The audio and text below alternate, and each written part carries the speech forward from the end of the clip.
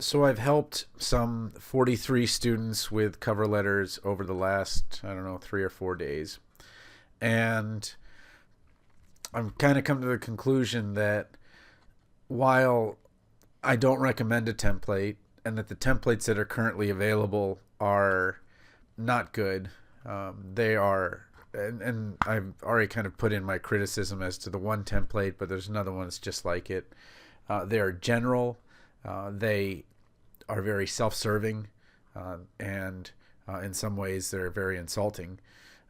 So what I did was I created my own. I don't have much voice, a little bit under the weather, but I'm going to go through what I created, which is a template not meant to copy, but meant to educate and show you how this works. I'll put it on memorizingpharmacology.com /residency help.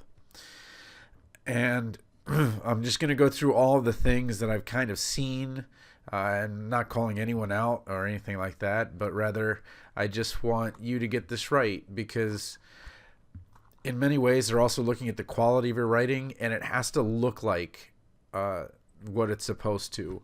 So I'm going to go over some things that I also know about just because I was a doctoral student in rhetoric and professional communication. So let's start with the heading. Some people do this. They put it in the header. So if you go into Microsoft Word, the header is separate from this. The only issue with this is if you go over one page, this is what's going to happen. So there's the header, name, address, where I'm at, and my email. You could probably put your phone there too. If I go down one, the header remains. So it's a good solution if you're just doing one page. But if you switch to, I'm sorry, 12-point font. So right now I have Calibri body 11. And watch what happens when I go to 12-point. So now it's gone into the second, and it's kind of unnecessary. So a couple of things about the font itself. So let's go back to 11. So we have our nice clean one-page letter, which is what I recommend. I need to select all. Okay, so Calibri 11. So first of all, I chose a font that does not have serifs, because this is meant to be read on some kind of digital device. Okay, so it's very good if it's on digital. If you're going to have somebody that's going to read on paper, then you would go to Times New Roman, which is kind of the classic, and you can see these little serifs. So like here you can see these little edges, and it's a lot easier to read, but it's a lot harder to read online. So the ASHP recommendation to do 12-point font Times New Roman, I think, is archaic, in that you probably want to put in a font, select all, a font that's ready to be read online, because I believe that's how people are going to read them. I don't think it'll be terrible either way, but just to make you aware. 12-point versus 11, I have trouble seeing, so I would prefer 12-point font, but many of you are trying to write quite a bit, and you're finding that a way around that, or a workaround, is the 11. The best way I've seen to put the date is here. It doesn't necessarily look good that you put this date, December 31st, 2018, the very last minute that you're supposed to, put in the recommended. It honestly looks probably better if you put in like the 14th or 15th or something like that, to show that ahead of the holidays you actually thought about this, and you did this, or maybe even November, I don't know, but that you've been thinking about this a while, rather than, hey, I just got this done. If it was a piece of paper, it would be warm off the printer. Here's what I'm seeing for the addressee. So I just put this name, better for the first name, spell it right for the last, because you better spell it right, because your residency letter ends right here if you spell this wrong. And then I put MBA PharmD. Be careful of doing this. Doctor, better spell it right. MBA, PharmD. You've just called them doctor. Even if that is right, like somebody's like PharmD, PhD, so P, capital P, little h, oh, come on, D. Okay. I don't think they're going to knock you if you do this. So there's different styles, and there's Chicago and other ways. So this has no periods. And this, I believe, is now favored by one of those styles. But you can do that. But be consistent. Don't do MBA, Pharm, period, D, period, comma, PhD, because it would make more sense that you did M, period, B, period, A, period, like that. So at least you're consistent.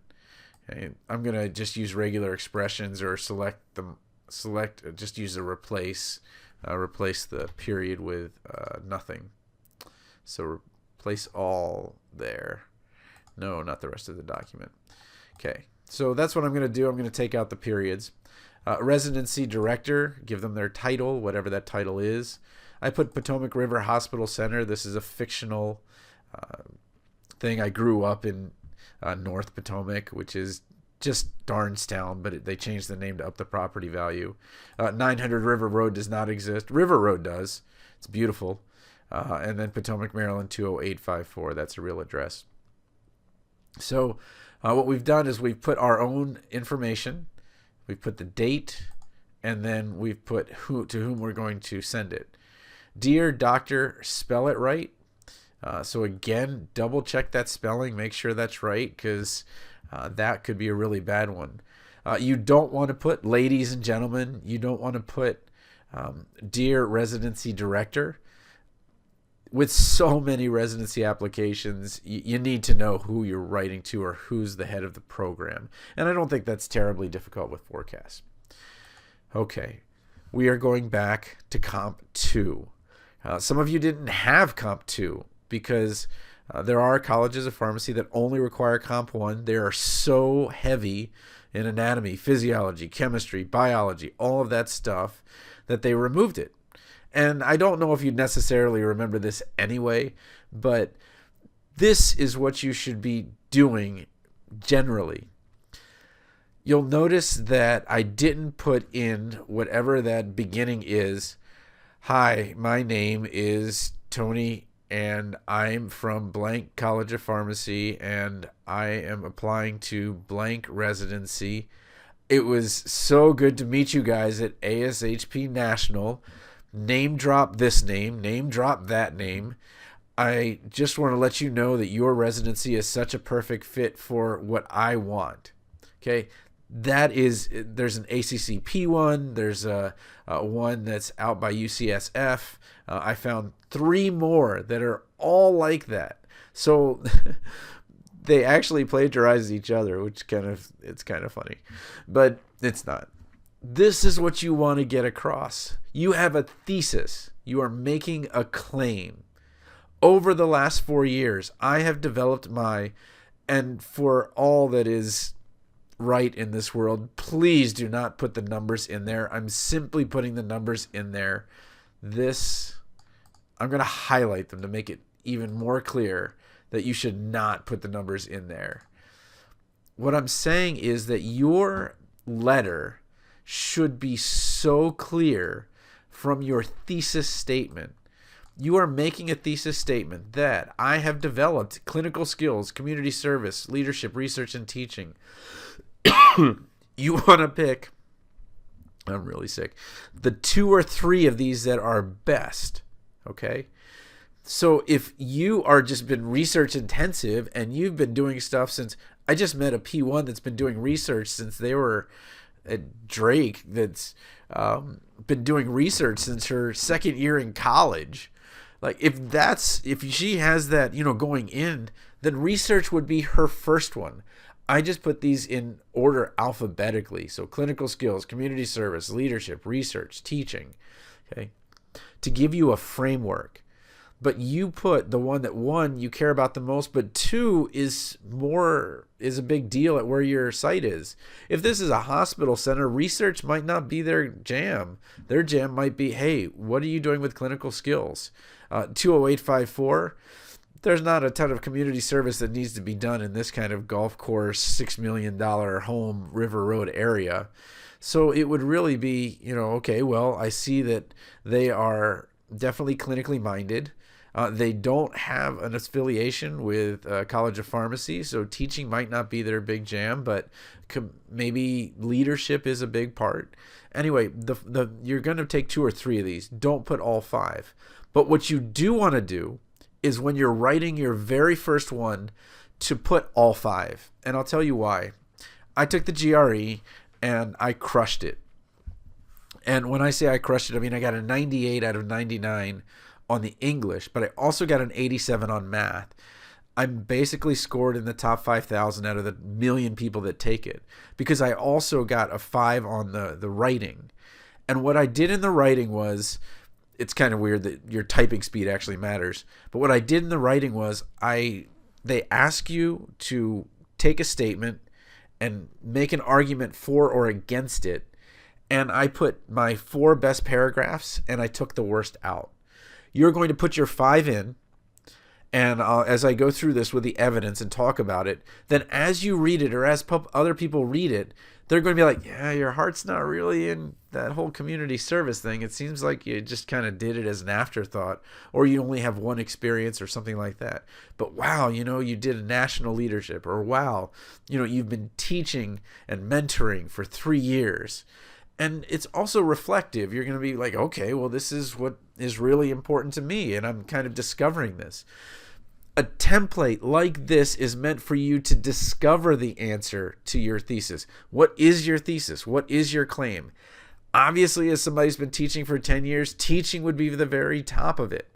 Okay, clinical skills would be completely absent from mine at this point in my career. Okay, so you're saying I have developed these skills, and now I hope to continue my development. Okay, you're not saying you guys are a great fit because you have these things I want. You're just saying I just want to continue to grow. And I keep seeing this, which is you are putting the entire residency program, it is capitalized because it is a proper noun. The Potomac River College. Let me change this. The Potomac River Hospital Center. Hospital Center. Goodness gracious. Hospital Center. PGY1 residency program is a proper noun. Capitalize if it's a proper noun. If you're just saying PGY1 residency program, you capitalize PGY1 and residency program. I've seen it as PGY1 without the hyphen and with the hyphen. Just be consistent. It doesn't really matter. Nobody's going to care. Okay. So my first sentence is my claim and my thesis. I have developed these skills. My second is my intent. I hope to continue my development. Let me actually make them different sentences so you can better see it. Number 2, sentence 2, I hope to continue my development at your site. And sentence 3, I'm going to detail the most impactful experiences. And I said I will briefly detail. That will be like warm rain on somebody. It will feel so good to hear briefly or succinctly or, don't put quickly, but that you're going to be mindful of their time, of the most impactful experiences. Already they know you're not going to put fluff in it. You're going to go to most impactful experiences in the hopes that we might find if we're a good fit for each other. What you're really saying is, I think that we're a good fit for each other. I want to date you. I want you to go to prom with me. I don't know if you want to go to prom with me. So here's what I think. Here's why I think we should go to prom together. Okay? And that your site might be a place where I can serve. It is about serving them. It is not about them serving your short-term, long-term goals. I've even seen, and this is the heartbreaker, where the goals of the person in the letter are identical to the goals word for word in the templates. Where I see, and maybe it's true, but that just absolutely kills me. It is about service to a patient and how you're going to use these 5 skills to do it. Okay. Unless you're doing residency in, like, I don't know, something weird where it's not necessarily patient centered. The second part is evidence. All of those examples, those those examples that they have on the internet from these sites are giving you terrible, terrible advice. They're saying, in my CV, as you can see, whoa. The way that somebody looks at your application is they have a rubric and they use the CV to check the boxes off to see if they should even read this. Once that's done and they know that you've got such and such GPA, then they're like, all right, well, let me get to know this person.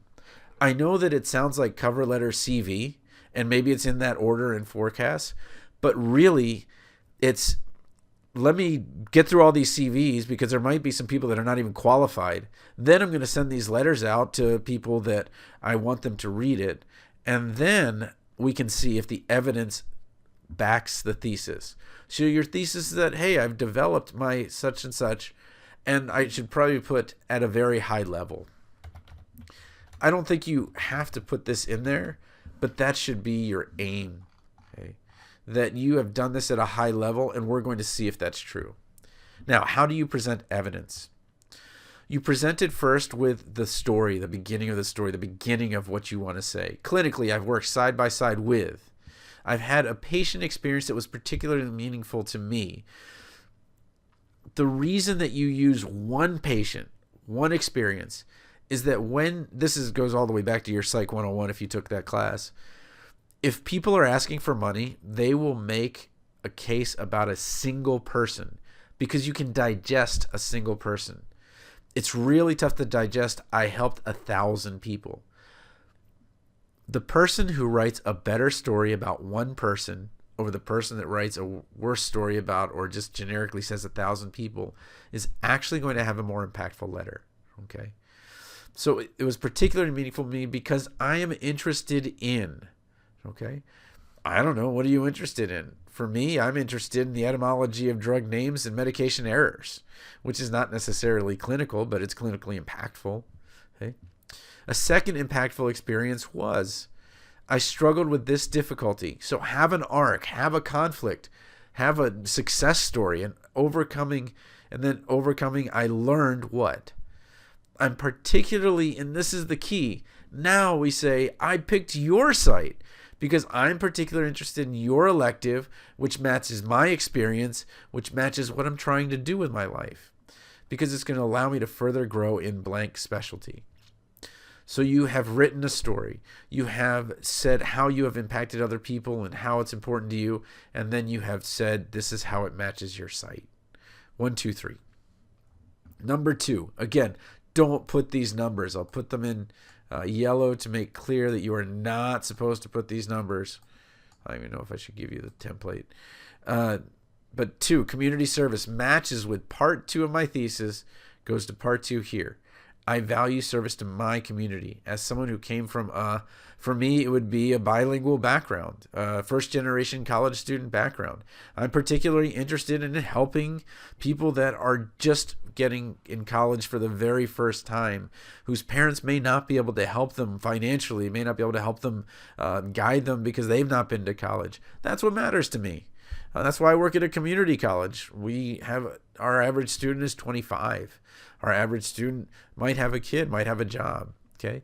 So my first opportunity to serve was, maybe it was as part of an organization, but then later you grew from that and said, hey, you know what? I enjoyed helping in this, 5K fundraiser we had. And 2 years later, I was leading it. And I was getting the permits from the city, and I was coordinating police officers and all of this. Okay. Then I know that in your residency or that your residents also serve as volunteers. It might not be the exact same thing, but you know that there's volunteer service there. Number 3, okay, I'm yellowing it, but you're not supposed to put the numbers there. Leadership. Early in my pharmacy school experience, I participated in. Maybe you were the secretary, treasurer, master at arms, whatever it was. Then you grew to this leadership role, then that leadership role. What I'm most proud of is, and then you accomplished something and impacted people, and then you're going to show where that's going to matter. Okay. So I'm comfortable leading. I'm comfortable working with, maybe you worked and you were the pharmacist left and you had 5 technicians that were asking you questions, whatever it is.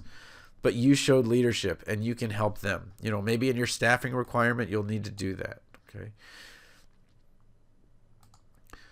Presenting at the ASHP national meeting, so many people have in that first sentence, name drop this, name drop that, I met you at ASHP. And they're going to be like, man, I might have met you, but that was a whirlwind. I don't know who you are. But what they will be impressed by is presenting a poster at a national meeting. And it was the culmination of a year-long research project. But talk about the struggles where, like I did Vote and Vax for a residency project where I wanted to see if somebody was at the voting site versus across the street in an independent pharmacy, which one would, have more impact. And we found that it was 500% more likely you'd get a flu shot if you were at the voting site than if you were at the independent pharmacy. And so that was something that was meaningful, that you're like, okay, well, we need to set up across the street if we want to have a successful immunization. Or more broadly, you could say we need to set up where the people are rather than having them come to us. Okay, so flu clinics, it just kind of accents that, as pharmacists, we need to get out of the pharmacy, kind of that Indiana Jones reference. If you want to be a good archaeologist, you got to get out of the library. So the year-long research project, you found that you had to change this approach, but you feel confident, and what you're telling them is that you can do a residency project and you're not going to need to know handholding, and maybe you'll even get that $1,000 stipend. Like I got the stipend when I was in my residency project, and I got it because I wrote a clear, articulate abstract, and this is what I'm going to do, and I'm working with the Wood Foundation, and I have these goals, and it came out very well. So again, number 4 matches number 4. Number 5, and teaching. Again, you're picking 2 or 3 out of these, but in teaching, I began tutoring one-on-one. Maybe you tutored for no money. Maybe you just tutored your roommate or your friend. But I enjoyed that. Then I took on this responsibility and then more responsibility. And then at your site, I know that there's going to be precepting students. So I've been doing something like that before. I'm not going to require much work to help. Okay. Finally is the call to action. Okay. So what you do is, in some ways, you rehash your thesis. My clinical, service, leadership, research, and teaching experiences. Don't put all 5. Help me build a groundwork for the work to come next year. You're not saying at your site, you're just saying to come next year. I went back and forth on this, but I think you should put, I hope to continue this work at the Potomac River Hospital Center. Let's be consistent. Hospital Center. PGY1 Pharmacy Residency Program. Capital, because it's a proper noun, and that we might continue this conversation in a face-to-face interview. This is kind of touchy. I know that a lot of you are like, ooh, do I really ask them? Like, hey, I want to meet face-to-face. What you're doing is you're just saying, hey, this is what I'm asking for. I'm not asking to be accepted to your program. I'm just asking that we can keep talking, and that I can talk to you and you can talk to me, and hopefully it's a good fit. I very much welcome any questions and certainly appreciate your time. Make sure to thank them, because if they got this far, that is awesome sauce. You have really written a great letter in reviewing my candidacy. Okay. Sincerely, Tony Guerra, PharmD candidate 2019, Potomac River College of Pharmacy. Again, a fictional college of pharmacy. So I'll put this on memorizingpharmacology.com. You can find it under, let's go to something that is not, let me find the website so I can show you. And you're going to click on More and then Residency Help. Right now there's Residency Recommendation Help. What I'll do is I'll just put this document here as a template to help you, or maybe I'll actually create a second page to help you with this. All right, well, anyway, I hope this was helpful. Again, it's really all about telling your story. And you're going to tell those 2 or 3 stories that are unique to you. And it's what you care about, and it should be the same thing that they care about. And again, I can't emphasize enough, it's about match. How well do you fit? And you need to articulate how well you fit and what you're going to do for them. So I wish you the best of luck. I really do want you to succeed. I'm sorry that those templates are out there. I'm sorry that those templates are leading you in the wrong direction, that they're continuing to emphasize that it's about you and what you want to get out of it, rather than what is more of a combined, hey, you know, you've got these resources, I've got these abilities, I really think we would be great together. So hope this was helpful, and again, always email me if you've got questions.